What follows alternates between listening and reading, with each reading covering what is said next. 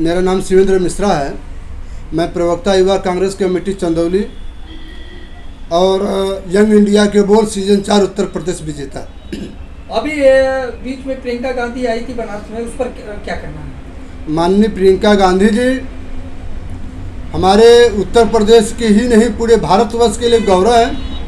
वो जरूर बनारस में आई थी, हम कार्यकर्ताओं का हौसला अफजाई किया और विरोधियों के चेताने का काम किया कि यह भारत, यह चंदौली, यह उत्तर प्रदेश, यह बनारस, ये कर्मभूमि है, बाबा विश्वनाथ जी की नगरी है, हमारा पुराना नाता है। यहाँ के लोगों से हमारी जन जन जुड़ने का विश्वास है। चंदौली धान का कटोरा कहा जाता है लेकिन विकास नहीं हुआ, इस पर क्या कहना है?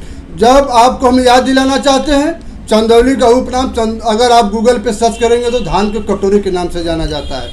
आपको जानकर काफ़ी हर्ष होगा कि जब पूज्य बाबू पंडित कमलापति त्रिपाठी यहाँ के लोगों का ख्याल रखा तो पूरे भारतवर्ष में विकास के मामले में चंदौली ही नहीं पूरे उत्तर प्रदेश प्रथम और द्वितीय स्थान हुआ करता था।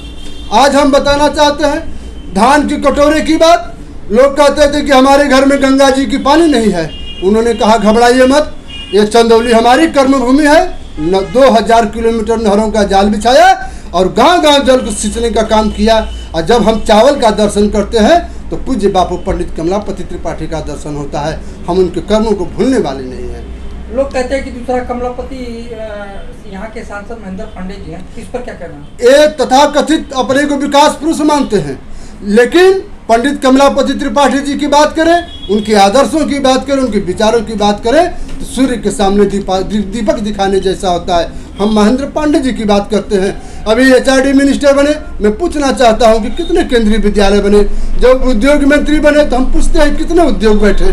जब उन्होंने कहा कि भारी उद्योग मंत्री जब बनाए गए तो हम पूछते हैं कितने कल कारखाने बैठे। और वो चाहते तो HAL का काम, भेल का काम, तमाम सेल का काम हो सकता था, लेकिन पूरे चंदौली के पटल पर एक भी काम नहीं हुआ। हम आपको बताना चाहते हैं ये सिर्फ जाति के आधार पर वोट सेंधने का काम करते हैं। विकास के मामले पर आज भी चंदौली जनपद पूरे उत्तर प्रदेश में हम आपको रिपोर्ट के हिसाब से दिखाना चाहते हैं 74वां स्थान है। ये कहते हैं हम, मेरा आंकड़ा नहीं, ये आंकड़ा भारतीय जनता पार्टी और भारत सरकार का आंकड़ा है कि विकास के मामले में चंदौली उत्तर प्रदेश में 74वां स्थान है। अभी कल की घटना है कि उन्होंने कहा, मंत्री जी ने कहा कि अच्छी सीट में अच्छी सीट लेंगे और इंडिया गठबंधन साफ हो जाएगी, इस पर क्या कहना? मैं बताना चाहता हूं अहंकार में 3 गए, धन वैभव और वंश, ना मानो तो देख लो रावण कौरव कंस। इनका अहंकार बोल रहा है। अभी चुनाव हुआ नहीं, अधिसूचना जारी हुई नहीं, इन्होंने घोषणा कर दिया कि 80 की 80 सीटें आ रही हैं। इनका दम्भ बोल, अहंकार बोल रहा है। ये जिस तरीके से जब अटल जी की सरकार थी एक शाइनिंग इंडिया का नारा लगाया करते थे, जब चुनाव हुआ तो फुस हो गया इनका ये जुमले के बल पर। जब यही नरेंद्र मोदी जी आए थे इस चंदौली जनपद में 2014 में, उन्होंने एक वादा दिलाया था कि मेरा कलेजा पड़ता है जब चंदौली का बेटा गुजरात में जाके काम करता है। जमीन पर इन्होंने एक उद्योग भी नहीं बैठाया। अब बात हवा हवाई करते हैं, जमीन पे कहीं नहीं है। इनका 80 पे नहीं, ये कहीं देख लीजिएगा, ये परिणाम बताएगा, कहीं 0 पे सिमट के न रह जाए।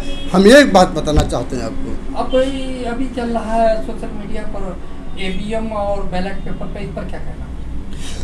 बिल्कुल, आपका प्रश्न बहुत जायज़ है। आप भी स्वतंत्र पत्रकार हैं, मैं आपकी पत्रकारिता को सलाम करता हूं। आज की सच हो चाहे जन जन की आवाज़ हो। आपने बहुत सही पते की बात किया। आप जिस देश ने आपको EVM दिया, इलेक्ट्रॉनिक वोटिंग मशीन दिया, क्या मैं पूछना चाहता हूं कि आप वहाँ पर EVM से चुनाव होता है? मैं जापान की बात करना चाहता हूं। यहाँ की जब 80% आबादी सड़कों पर आंदोलन कर रही है कि बैलेट पेपर से चुनाव हो।